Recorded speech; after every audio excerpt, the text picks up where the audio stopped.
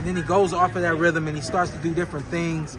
The jab really just stabilizes the opponent. That would be a key. He doesn't really have that jab. I think that, to say 3 keys, maybe 1 would be aggressive, continue to be yourself. Can't change who you are, and be responsible defensively. Yeah, he keeps his hands up really well. So I do think that a lot of what Keith throws could get parried off by the hands of Brock. But I think more than anything, he's got to be aggressive. Yeah, he's got to be himself.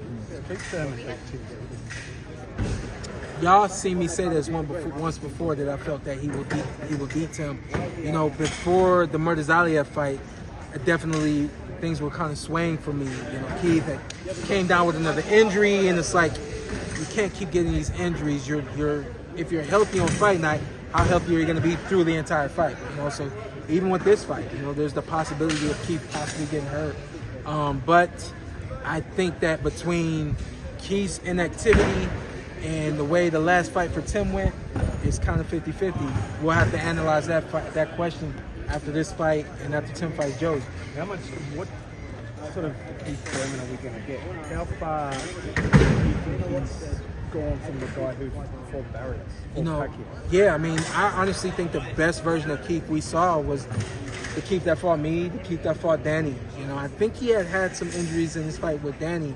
But I think that those are the 2 best versions we saw.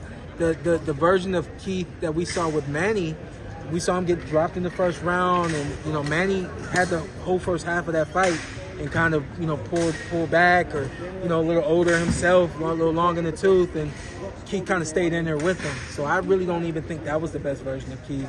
And the fight that he had with Mario was, points wise, it was one-sided, but Mario made him work every round, and then he had that infamous body shot, that Keith seems to get hit with damn near every fight. So there's a key for you. You got to go to the body. You go to the body of the old man, you break him down. So I think the best versions of Keith we saw in 2016, 2017. Can he be that again? I don't know, because he was training at such a high level even then. I think now he kind of coasts himself through training, keep himself healthy and fit and things like that. So I don't know. I think we'll see, man. I don't know what grade I can give Keith now. I don't know if I can't imagine he's an A+ fighter the way he used to be. I can imagine him being a B+ fighter now. I think even a B+, B- fighter beats Jarvis. Does that beat Tszyu? I don't know. I think Brock is able to make adjustments on the fly in a fight, especially without his trainer in it. Most fighters aren't. Most fighters, you kind of are who you are.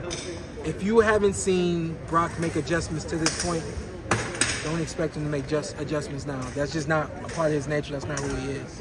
So I think I think that's a bad game plan to come in and kind of, we'll see what he's presenting us and we'll go from there. I don't like it.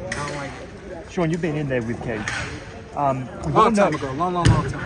We know him as obviously a really, really good boxer, but he can crack, and a lot of people probably don't acknowledge that. Can you just talk about his power and even more so his delivery system of that power? Oh man, that's the kind of the key for Keith. It's his delivery. He's always been kind of a wide puncher, and with that wide punch, that wide technique, he brings his whole body into the rhythm and technique of the punch, which I think is. I saw Keith knocking guys out when we were 15, 16 years old. The power that he has is real.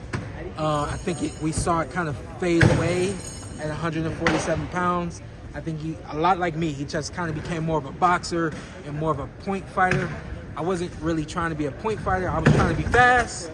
And I think now at 54, I think we'll see that power come back as it used to be. Tszyu, Joey Spencer.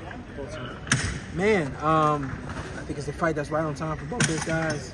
Joey's been out of the ring for a little while. I think he's had some quiet comeback fights.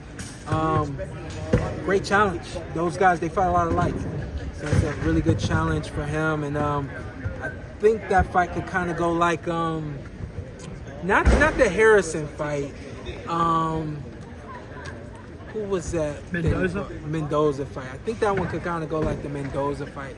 He's sitting back there winking at me like he's the guy now all of a sudden. Yeah, I think it could kind of go like the Mendoza fight, where they're on the same level, but Tim just kind of pulls away. We'll see. Thank y'all. See y'all later.